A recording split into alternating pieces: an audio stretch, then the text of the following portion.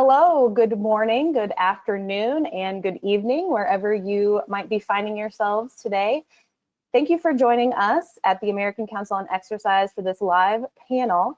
Today, we are going to be talking to three of our experts who you might be seeing right now on your screen about how to, there they are, about how to engage your clients in an online platform, both individuals and groups. We have a panel of our experts, our ACE professionals here to help share some advice and tips that you can use right now in this very interesting time so that you can help your clients have a great online exercise experience. My name is Jackie Crawford, and I will be your host for this presentation today. Once again, I am joined by three amazing ACE professionals. I'm going to start by introducing each one of them. Anthony Wall. Anthony, can you say a little bit of a hello there for our listeners? Yeah, thanks, Jackie. Hi, everybody. Hope you guys are holding up in these strange times, and we are very excited that you're joining us and looking forward to talking to you about how we can support you. Thanks, Anthony. Anthony currently is an employee at the American Council on Exercise and also been an ACE professional for a very long time. He has a wealth of knowledge in the area of training both individuals and groups, and we're going to hear from him in just a little bit about some of the high-level kind of theories and programming aspects that you should keep in mind here as you're doing your online training. And next we have Shauna Verstegen. Shauna, hi, how are you doing? Hi, everybody. Thanks for tuning in today. Shauna is joining us from Wisconsin, and we are all throughout the country here today, and Shauna is going to be talking a little bit about how to engage and cue and communicate with your clients during an online training session. So we'll hear from her in just a little bit. And last but not least, we have Mr. Michael Piercy. Michael, hi. How you guys doing? Excited to be here. So honored to be on here with these great, super people. Thanks, Michael. So, Michael, you're joining us from New Jersey. Like I said, we're spread across the country in all different time zones today. So, Yes, Michael has his lab. You can see his T-shirt there. He's got his business there in New Jersey, and he's going to be sharing with us a little bit of his tips and tricks for helping your clients in their online exercise experiences. So we have an A team of ACE professionals here with us today. So let's start first. Anthony, I'm going to come to you first, and let's talk a little bit about that kind of that high level theory and sort of the programming that we should be keeping in mind during this very interesting time. What are some things that we need to be understanding as health and fitness professionals in an online environment from a programming standpoint? Thanks, Jackie. When we're talking about creating experience online, as you're going to hear from our colleagues here in a second, it is very different in many ways, but there's also some things that are very similar. So I want us to think about how do we create that experience, and we'll dig into that a little bit more. But some of those initial considerations we want to think about when we're greeting the client is a similar way that we might in person. It's about understanding that they're going to be coming to us with a lot of stress. They're going to be coming to us with all of this baggage. And sometimes in a group fitness class and sometimes in a one-on-one, we ask them to kind of park those things at the door. Let's be conscious of that when we work with our clients in this environment. They're going to have challenges. They've got people running around in the background. They're juggling different priorities, and it's an unusual environment for them. So I want us to start our experience with our clients with that moment of mindfulness and appreciate where they're coming from. And it's okay to remind them that this is a strange time to be in, and we want them to think about this as time for themselves, regardless of all the distractions that are going on behind them. Perfect. Thanks, Anthony. Shauna or Mike, do you have anything that you would want to add there from a high level perspective on things that we just need to keep in mind right now? Shauna? Yeah, absolutely. Just going off of what Anthony said, we still want to focus on building rapport. And that's kind of an underlying factor for all of our personal training sessions. And we need to spend extra time with this now. Take a minute to chat with them. In this time, us as their trainer, their coach, we're a sense of normalcy in a time when things are not normal at all. So rather than diving right into the workout and sets and reps and go, stop and ask them how they're doing. Ask them what they've been doing with their day. Ask them how their kids are hanging in there. definitely spend that little extra time to show that you care. And then just to tag on that, I think that Anthony hit it on the head and Sean did the same. Experience is important, right? So I think that if we look at the situation that we're in, it seems like it is an unfortunate situation, and we can look at it from that perspective. But if we can switch it around and look at, I think there's an opportunity, a hidden opportunity in this whole thing, and it's that no other time for us as fitness professionals will we get a chance to actually be invited into people's homes so frequently, right? So just thinking of in the last week or so, being able to be up on online training and doing virtual training, I've seen kids joining in. I've seen spouses who I've never met, all of a sudden jumping into the workout. They never met me. So you never know what, the interest or experience of what they might think the training session is like. And I could tell a funny story later on about this morning. I had one, but, and even pets involved in the whole thing. So when you think about it, it's a chance for us to be invited into people's homes and for them to get more acclimated to getting, we want to inspire people to fitness. So it's an opportunity like no other if we start to think about it that way. That's right. I think you've all said exactly. I think the opportunity that exists here is that we all, as health and fitness professionals, have a very important role during this time to help keep people motivated and accountable, but also using it as an opportunity to just come into people's lives in a meaningful way. So thank you for that. So let's dig in a little bit now to some of the tactical aspects of offering an online session.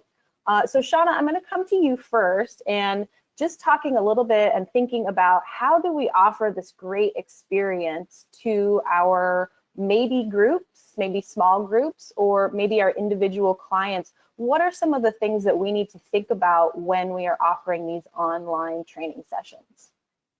Well, first of all, we have to figure out what platform our clients are comfortable using. So whether it be Zoom or FaceTime, Google Hangouts. I had a situation the other day where I had a client who really wanted to do Google Hangout, and I was locked in on, we're going to do a Zoom workout. And she didn't want to download another app on her computer, and we came in and she started the session frustrated because I had her do a Zoom workout, and I learned a really good lesson from that is I just need to listen a little bit more and communicate a little bit better on what type of platform. Second of all, we have to be prepared equipment-wise. We need to know ahead of time exactly what they have. And just like we would for a regular personal training session, we need to program ahead of time. We need to show up and bring our A game and be absolutely prepared for what's going to happen. And ideally, we should have some of that equipment with us as well. I know it's not always an option to go into your gym, especially now if you have to stay at home. But to the best of our ability, let's try to mimic what they have available and be flexible. Sometimes things aren't going to work. That certain table they wanted to do step-ups on may all of a sudden feel a little unsteady and they don't want to do those step-ups on that table anymore. How can we go with the flow and stay comfortable and not add more stress to their day? So the overall takeaway is be prepared ahead of time, but be ready to be flexible.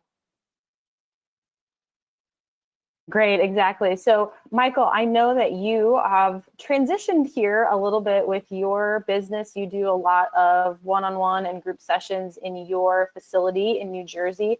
So talk to us a little bit about some of the things that you've had to think about and sort of transition with during this time moving into online sessions. So one thing is we deal with two different subsets. I like to think of people, and you think of, we call our everyday athletes, which is, people that come in every day from businesses, or they might own businesses. They might be doctors, lawyers. They might be everyday people who come in to use athletic-based activities to, kind of get fit and feel like an athlete. And then we have our youth athletes. So when you think about transferring both of those onto a virtual platform, especially even from a one-on-one and group standpoint, the first thing I like to think of is environment, right? So there's always our environment that we're in. So if you look, I'm in my gym. Obviously, I'm the only person in here on a stay-at-home order, which is Jersey. We're on lockdown. But if I look at it, this is my training home, so it makes me the most comfortable to be in here at the moment or at any other time. But you have to think of, for them, what do they have? What kind of equipment do they have? What can they use? And they might be used to, in this place, we're blessed to have a lot of different equipment they're not going to be able to have all those things at their disposal at home. So a couple of things is, when you look at, are they training in a small apartment? Are they training in a big house? Do they have, 5 to 10 feet around them to move around? And that's going to help when you start to, like Anthony was talking about earlier, think of like that high level programming standpoint. What can we have them do from a one-on-one standpoint?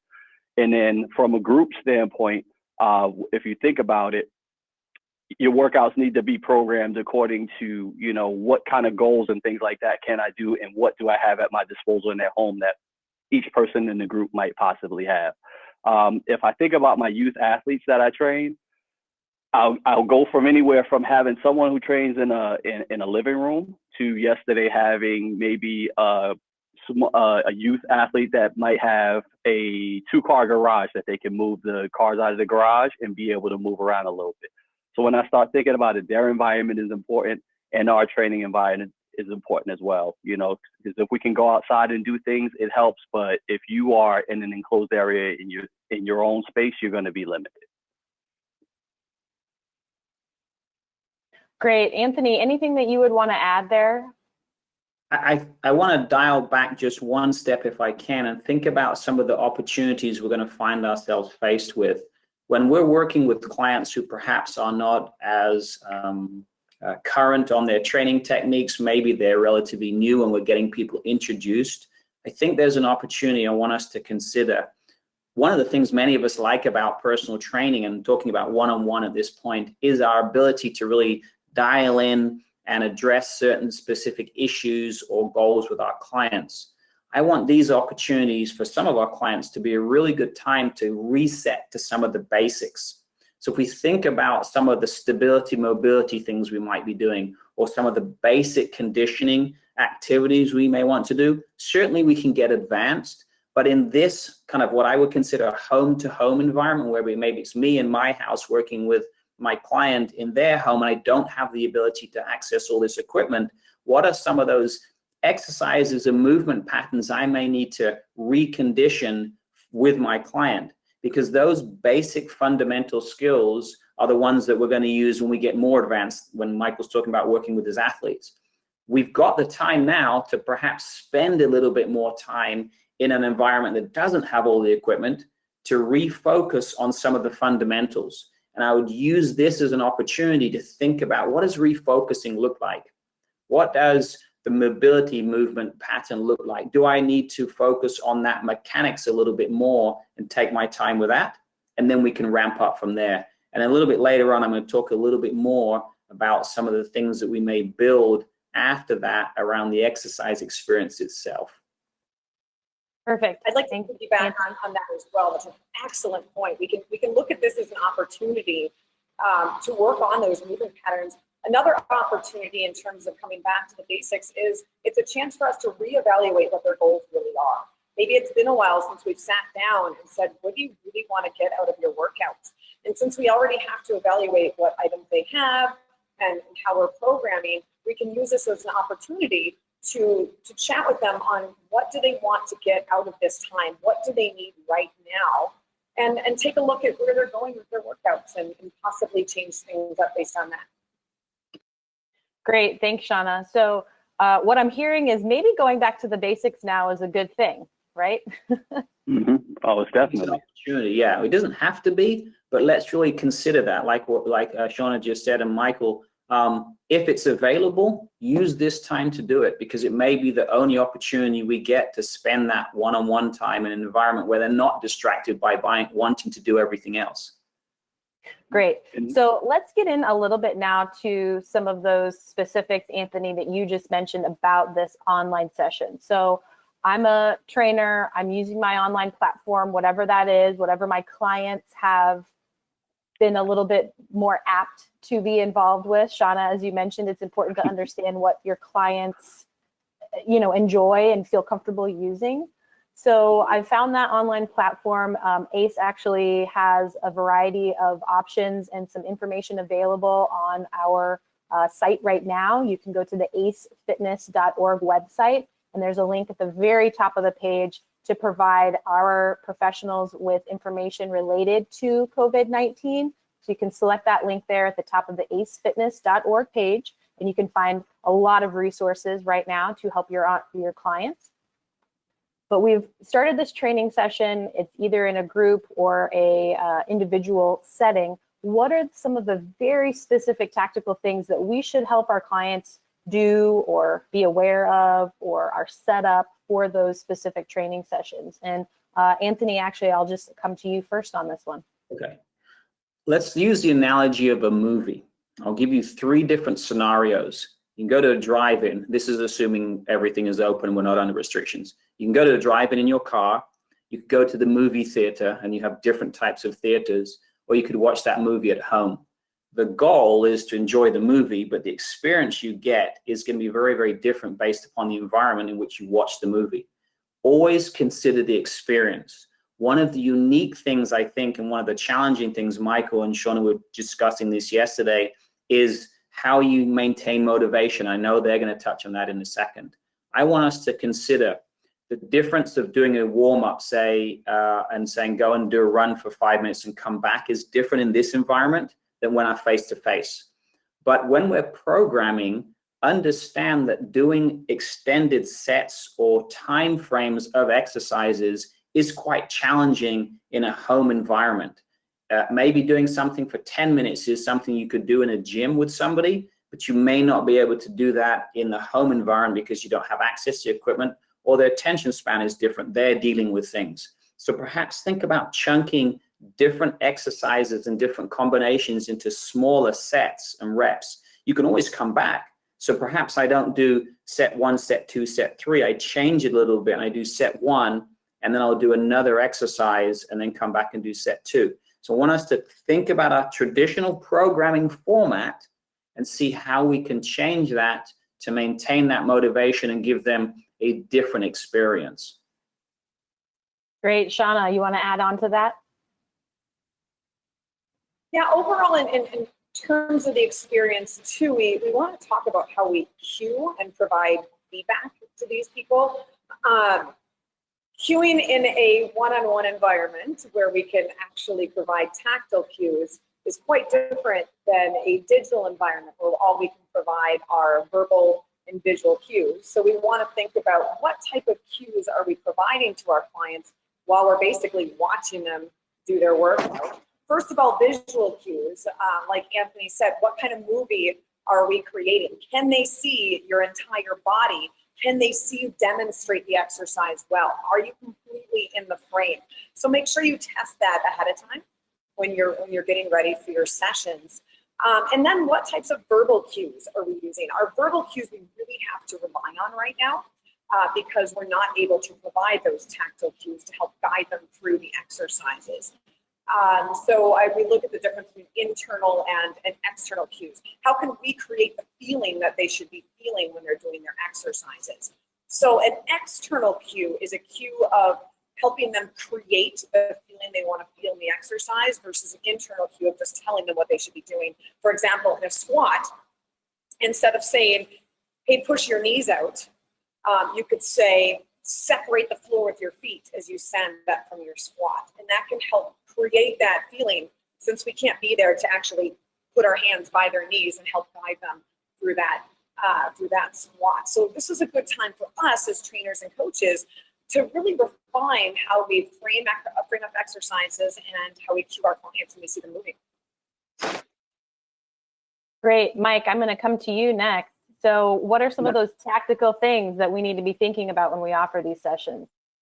Well, some of the things I came across, and I've started to look back at what we've already covered, right? And we talked about the basics, and especially when you think about the one-on-one setting is a little bit different than the group. If I think of one-on-one, right, it does give you a chance to really explore the basics of their movement patterns and different things, but also what we got to be cognizant of, and I found that I need to be cognizant of, is in a one-on-one in-person session, there might be, little small breaks that won't happen online that are virtual. So when we think about, Anthony, when we talked about the programming and the sets and reps and the rest becomes paramount, because if you're just going from rep to rep, set to set, and they never rest in between because we're just on screen going, let's go, let's go, let's go. All of a sudden, the session can become like a small like torture session for them. In addition to that, what we want to pay, from my experience, there's 3 different formats that you could use for this, right? And we all walk around with our phone. And then you have the iPad and you have laptop. So if we look at those 3 options, I prefer for if I'm going to train someone that they usually have the iPad set up as opposed to the phone, because it's like Anthony was just saying about, you can go to a drive-through or you can watch it. If you're watching this small screen, it's also can be very difficult for them to see me and what I'm doing, the view. And if I'm using my small phone to kind of coach them, it's actually very difficult, especially in a group setting. If you're using something like a Zoom or something else, hopefully you guys aren't getting like all those notification dings, but you need to be able to see each and every single person the way you're seeing people here. So if I just, kind of look at a demonstration of what you might see on a regular basis, is if you look here and I'm here, you can see me in the full frame. But if I was on your phone, you might not see everything, or I might have to walk up and do this thing that we see everybody do when they need to set up all their technology. It's like, hey, are we there? So exactly. So if we're using something like, I would prefer, for me, what I centered on is having the laptop. And also a very subtle thing is, where is the camera placed on your laptop?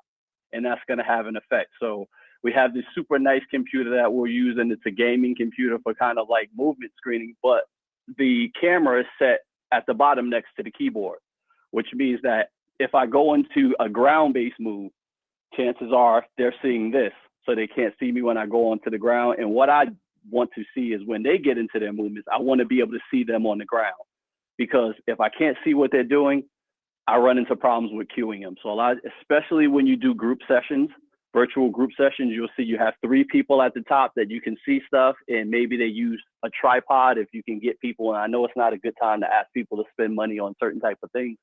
But if they can get a tripod, or they might have a tripod and they can use a small mount, it'll help, because now all of a sudden they can tilt and move the camera around to different positions, and that'll help you in most situations. Not to be long-winded about it, I don't think that this is something that's gonna, I think, in a good way, that this can be something that's gonna stay as a service for people, because you have people all over the world that can now train with you. So an unfortunate circumstance usually brings to mind, some type of opportunity. So when we think about it, for them to invest that, and for us to invest a little bit in this, you're creating a new source of revenue for your business, and basically for your training. Because if you think about it, it's a very valuable way to train. Can I add a little commentary there? You made me think of something, Michael, and Shauna, you touched on that cueing.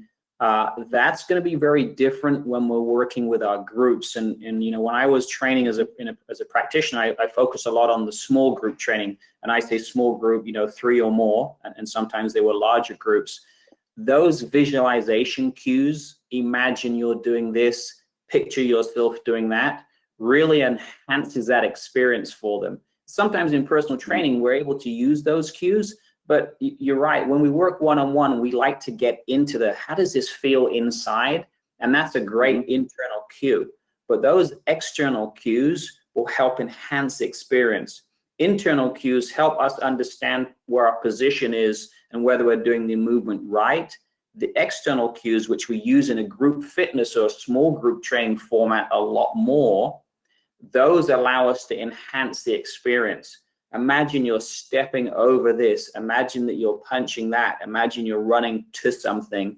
They're going to enhance the experience. So as we design these, if we're doing one-on-one, let's think about how we can create an experience that's more visual in their heads. And if we're doing the group experience, build on that, but also think about stepping back and going, okay, how do I set that internal cue? Because I think sometimes, at least when I was training, I was very fixed on one of those types of cueing. And in this environment, Shauna, you spoke about this yesterday, we need to understand that everybody has a different learning style. Because I see you visually doesn't mean to say you're necessarily processing it. So using those different techniques will help you take on board what I'm saying and understand it in your language. And the last part about that is ask for feedback, ask questions, not at the end of the session, but does this make sense? Do you see what I'm saying, so that they can give you that feedback? And that's critical in this environment. Thanks, Anthony. I agree. Go ahead, Shauna. Sorry, really quick. Absolutely correct. This is also a good time for us to focus on our positive cueing. I can't think of a more important time to be positive when we're cueing and coaching. So obviously, yes, a lot of great job. That's a beautiful squat. But also, how do you frame up your cue? Are you saying, don't do this, don't do that, don't move like this, don't do that? Or are you framing up saying, are you sinking your hips down and back? Are you dropping those shoulder blades down and back? To make it a little bit more of a positive situation, so they don't feel like they're being yelled at for an hour when they're already under so much stress. It's a good chance for us to practice that right now. Perfect. Great point, Shauna. So in thinking about, Anthony, you just mentioned sort of differences between group and or individual training sessions. This might also be a good time to talk about the differences between what might be a recorded web kind of experience versus some type of live experience. So, you know, whether it's you and your client logging in at the same time and having that very almost identical experience to being face-to-face in a gym, but with our social distancing. Shauna, I'm going to come to you first on this one, because I know in your role right now, it seems like you're doing a little bit of both of these things. So talk to us a little bit about sort of if there's any differences here between a live sort of streaming event in an online platform versus a recorded session. Is there anything that we need to be thinking about there? Absolutely. People are coming to these streaming events for that sense of community that they're missing. That is the #1 takeaway.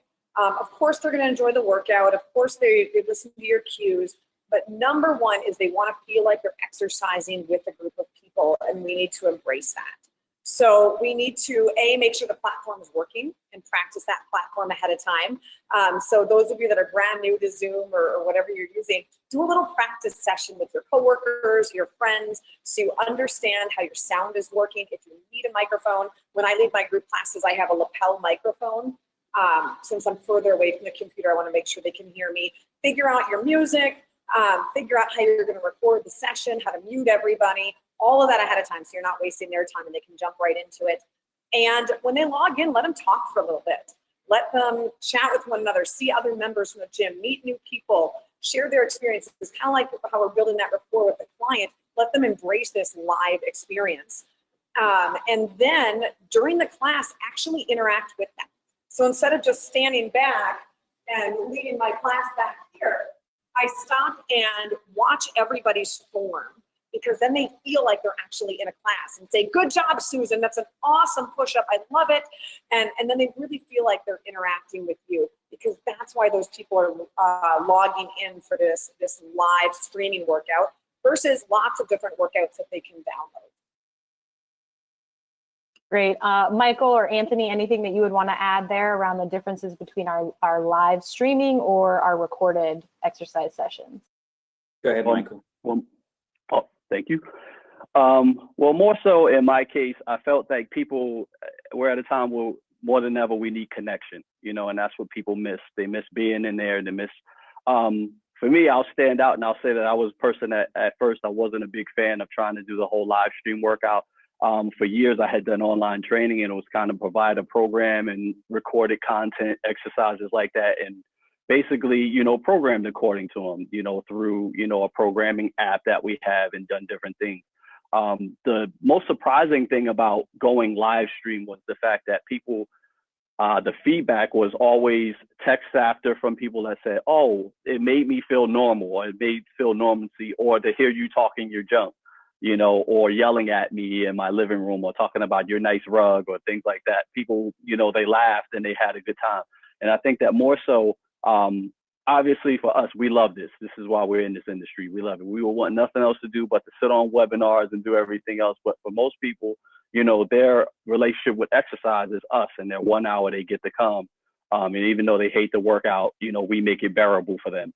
So I think that from a live stream to an on-demand workout, and also when I thought about on-demand workouts, there are companies that have on-demand workouts up the wazoo. So at the lab, I'm not going to compete with Beachbody and Men's Health and things like that. They have years stacking DVDs and things like that, or content in that respect. But one thing is people, they want to feel that connection. They want to feel, like Shauna was saying, that community, being able to talk to the different people, feeling like somebody's there, and basically somebody's there to make sure that I'm doing the right thing or that I'm getting a great workout in. Yeah, and folks, it's okay. People understand in this environment, this is an evolving environment. We can get highly polished and produced on-demand content. We can get very good quality pre-programmed content, whether it's through apps or we're creating things. But this live experience is like going to the concert versus getting the recorded version afterwards. This live experience allows us to express ourselves differently. It allows us to be part of this experience with our clients. And when I was working with my clients in the small group environment specifically, that was a very different experience than when we were programming with them or just providing content. Understand, Sean, I think you touched on this, understand the value of what you're bringing to these people. There are many people who you might be the only person they've really interacted with this day. You're certainly the only person that's probably had some fun with them and enjoyed and recognized them individually. And that motivation that we kind of touched on earlier on, that ability to ask them to come back and think about the what did you do today to make them want to come back tomorrow kind of process is critical in this moment of need. And we talk about social isolation and we think about just the challenges we're all dealing with. I love the fact that I can sit on screen now and see 3 of my colleagues that I work with. I love the fact that we can interact this way and build on that, creating those team events and the little challenges you might create when you've got your clients on screen. Those things really enhance the experience, and you can't do that in pre-programmed workouts in the same way. So again, what experience do you want to deliver, and what experience do you want your clients to be part of will help determine what your goals and your objectives are, because we have to start with those in mind. Great. Yeah, Thanks, Anthony. Go ahead, Mike. If I could add I'm sorry, Jax. If I could just add one more thing. You know, I had a couple this morning, and that, you know, the wife has been, you know, my client for probably almost 7 to 8 years. And I had never, you know, the husband never trained. She had been every morning always like, hey, I was going to try to get him to come. I was going to try to get him to come. And he would never show up for the workout. So, you know, for her, she sent me a message yesterday and said, hey, well, you know, now that it's to stay at home, we can push the sessions back. And I'm like, well, why don't we try to do a virtual session? You know, and that'll be your way of getting him to actually work out. So he worked out this morning, and he went, you know, like a bat out of you know where in the warm up. And then for the rest of the time, he was like, for the rest of the whole first round, he was like sitting on the couch, you know. But for the whole time, the reason why it was remarkable to me is once he got back into the workout, they never stopped laughing for the whole entire time that they were working out. You know what I mean? And you think about, do you get that? It's just like Anthony was just saying. You're not going to get that if I just turn on the DVD and say, hey, let's work out together. Maybe you do, maybe you don't. But half of it, the laughter was just me making fun of him and, you know, her having a chance to say, all right, well, I guess you are deconditioned, you know, and reinforcement of the fact that he might do another workout on Friday. So I think that you don't get that from an on-demand workout. You get that from having, you know, they signed up for us. So this is the best way that we could try to give them us in that respect. That's great. I think really that this is, yeah, Shauna, go ahead. All right, really quick. This is a chance to show off your stuff. What a cool opportunity to reach so many more people that may not normally have gotten a chance to work with you or see your classes. So let's see this as an opportunity and a chance to bring people into our homes so that whenever this awful thing is over with, maybe they still want to stick with you. Great. Thank you all so much. This is such great information, and we do have a lot of people that are typing in questions. Before we get to some of those live questions, just in the last few minutes here, I wanted to touch on this piece that has been a thread throughout this conversation, around connection and around motivation and the opportunity that we all have right now as health and fitness professionals. So just in your own words, you know, in your little elevator speech, if you'd like, let's hear from each of you around your thoughts on the connection piece, and maybe what you're doing to provide that connection, or some thoughts that you have about why this connection piece is so important during this time for our clients. Anthony, let's start with you. My elevator is going to go up quite a long way, so I'll preface it with that. I was recently listening to an article talking about an experience that many of us have probably had. You go to a party or an event, and there's lots of people there, and you come away and you feel like you just maybe didn't get a lot out of it. You feel like you didn't connect with anybody, but there was lots of people there. Sometimes we assume because people are at an event or sitting watching us that they're connecting with us. And connection isn't about that necessarily. I want us to always consider, how do we connect with people? Whether it's using their names, whether it's the conversations we have beforehand, whether it's and this is the area that when I did my small group training, I really focused on a lot, was creating different environments where people could compete, work together, all accomplish the same outcome. Whatever what I called a participant objective was of the session is designed specifically. So, hey folks, what I want us to all do together now is this movement, or you guys are going to count off together. But really think about creating opportunities to connect with each individual in their way. Michael used the example of being able to comment on someone's rug in their house. That's a personal connection. Shauna, you spoke about using people's names and making that eye contact and looking into the screen and saying, I see it, that's awesome. We have to do things a little bit differently there and be conscious of it. So what I'm talking about in connection is understanding that the way in which you address your clients and talk to them is a connection opportunity. But when you drop the ball a little bit, that might reaffirm that sense of isolation for them. So be conscious and overt in how you do things in your sessions, and always think about inclusion before, during, and after the session.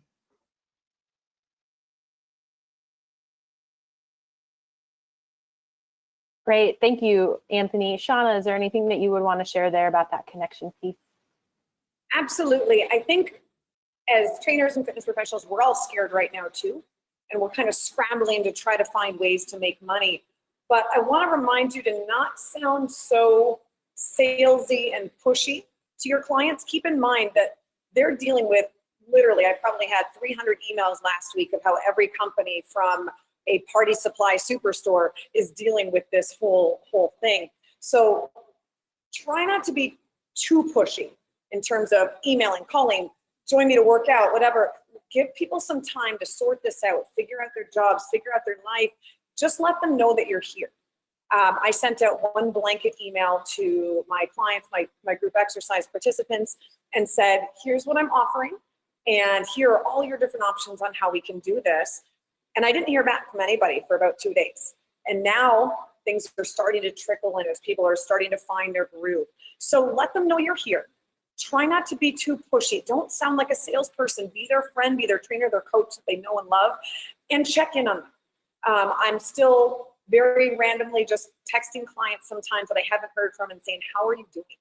And maybe that's all they want from you right now. But just be a sense of comfort for them when you're communicating. Thanks, Shauna. Mike, go ahead. Nice. I guess elevator, right? I'll start my elevator with a short story. So IDEA obviously is one of my favorite events of the year, and I remember it was either 2014 or 2015, and there was Jay Blahnik, and he was doing his last presentation ever, and I remember going to this presentation, and for me, I thought it was the best presentation I've ever seen at IDEA, but it was his last one, and I remembered he did one thing during the presentation, and in 2017, I had a chance to be like one-on-one with him. So I just said, I'm going to ask him a question I always wanted to ask him. And I said, hey, Jay, you know, before that presentation, you stood outside and you basically greeted everybody at the door. You know, was that something you just did because it was your last presentation, or why did you do that? And he looked at me and he only said one thing. It was just one thing he said to me, and it changed the way I coached forever after that. He said, it's your party. If you would want people to come to your party, wouldn't you want to know that they had a great time? Wouldn't you want to know that they had enough to drink? Wouldn't you want to know everything? And from then on, it changed everything in the way that I coached every group, every team, everything else. And that's the way that I thought about virtual training. That's the way I think about this whole thing. It's like people come to us for a reason. They show up at the door. Everything in the whole industry is attempting to replace us at one time, right? So you have a mirror that can be in your bathroom that, you know, somebody can do a workout on. You have a bike now that they can stream in, you know, the best spin classes. What makes us still the most valuable resource is the fact that people show up to come to our party. We make this thing great for them. So when you are streaming into people's homes and doing things like that, I just like to bring that party to them, because right now it is a scary time. It is a tough time. We don't know what it's like every day. You watch a different press conference every day. You watch different, you know, how many, you know, right across the bridge for us, you got 20,000 cases and you got deaths and things like that. So people show up at whatever time it is to come to your party. You know, we want to make sure they have the great time, the great experience, and they need more so than anything, they need us to help them connect and be leaders. So I think that's the biggest thing, connection and community right now. Great tips from all of you. Thank you so much. We have just a moment or two here for some live questions. So we do have some questions coming in from our attendees. And if you are listening and watching our panel right now, you can type your questions into the GoToWebinar dashboard. Also, we will be hosting and continuing this conversation on our ACE Fitness Facebook page. So there will be a link available in the next day or so that you can use to re-watch this presentation. That will go up on our social media pages. It will go up on our acefitness.org/COVID-19 page as well. And the correct link is now posted in the chat bar that you can see if you would like to use those resources. So you will have another opportunity to watch this presentation if you didn't get quite all the information or want to listen to it again. So Shauna, I'm going to start with you here with some of our live questions, because I know that you're currently doing some of the group stuff and you're doing the live streaming with your facility in Wisconsin. So in teaching our group fitness classes, this question is from Karen.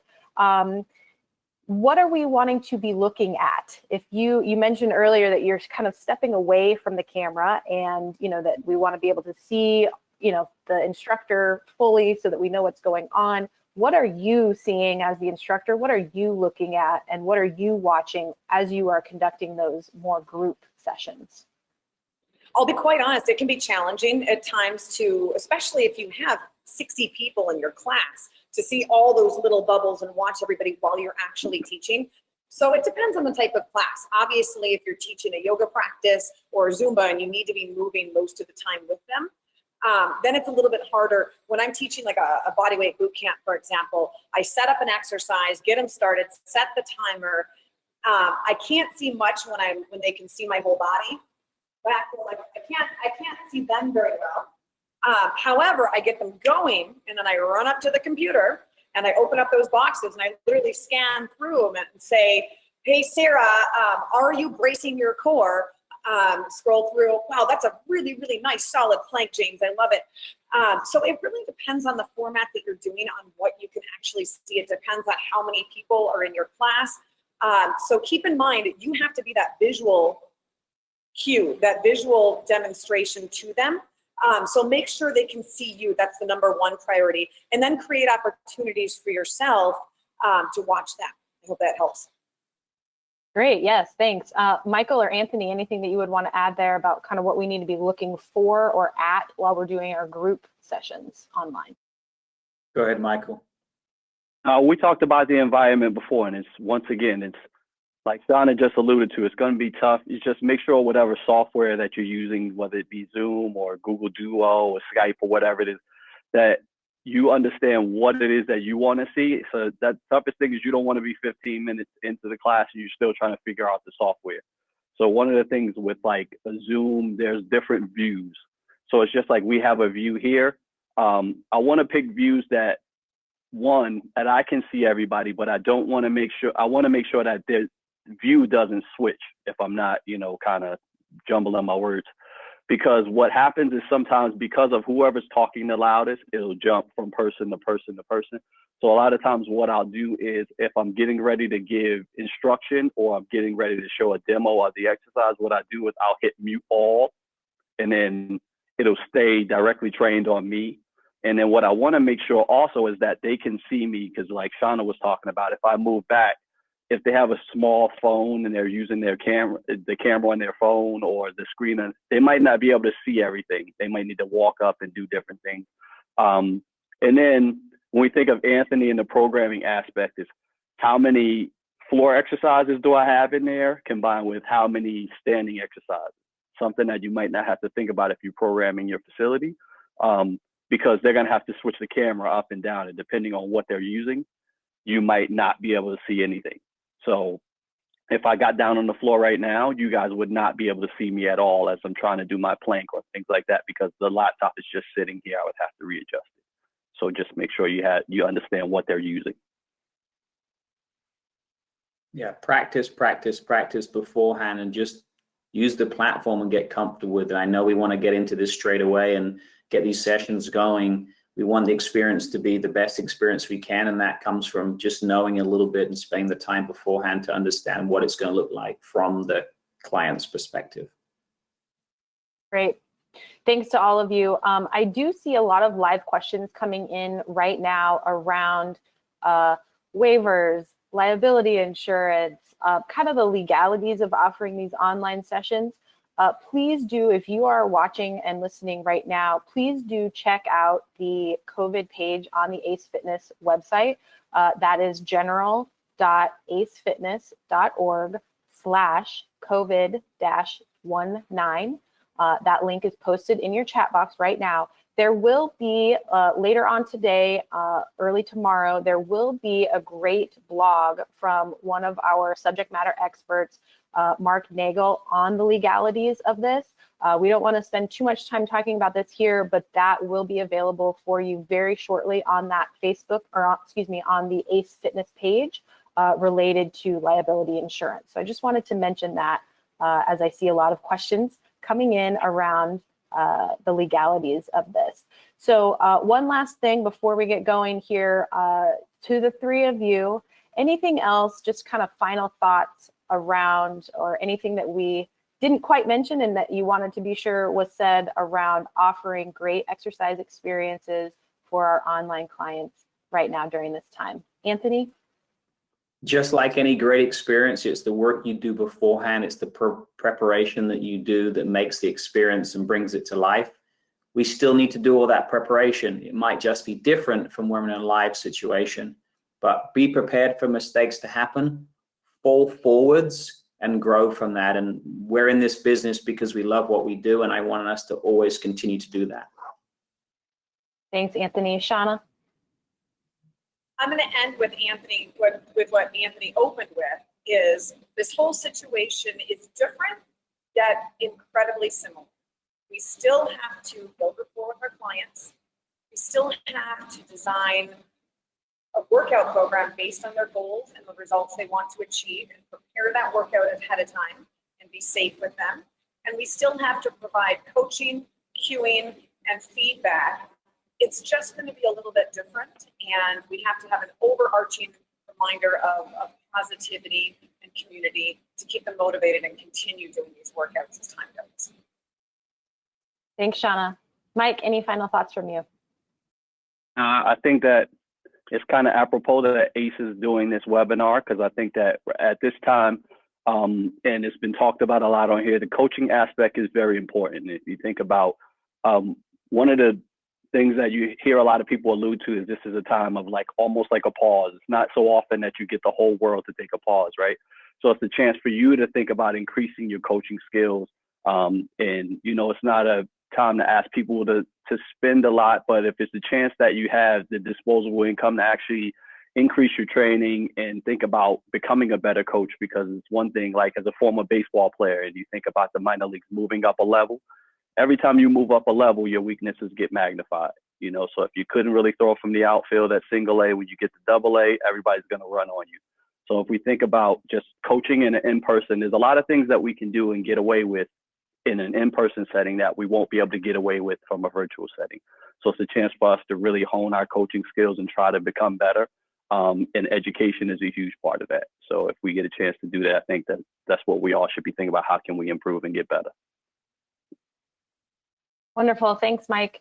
Thank you to Michael Piercy, to Shauna Verstegen, and to Anthony Wall for joining me today on this ACE Live panel discussing expert insights on how to deliver online training sessions for groups and individuals. Remember, you will have the opportunity to watch this again. You will be receiving an email from GoToWebinar that has the link to watch this version. You will also be seeing this recorded version go out on all of our social media channels from the American Council on Exercise. So be sure to check in on that if you'd like to see this again. Also be sure to watch on our ACE Fitness Facebook page for a little bit more conversation. I'm going to invite Anthony, Shauna, and Mike to step in and answer some questions for you if they'd like on our ACE Fitness Facebook page. And so stay connected with us. We want to stay connected with you, especially during this time, and help you stay connected with your clients and offer these great online experiences. Thank you so much for joining us today. We will be back again next week with a live panel talking about that connection piece specifically. So join us again next week, and we hope that you stay healthy and stay well and continue to get people moving. Thank you. Thank you, everybody. Bye.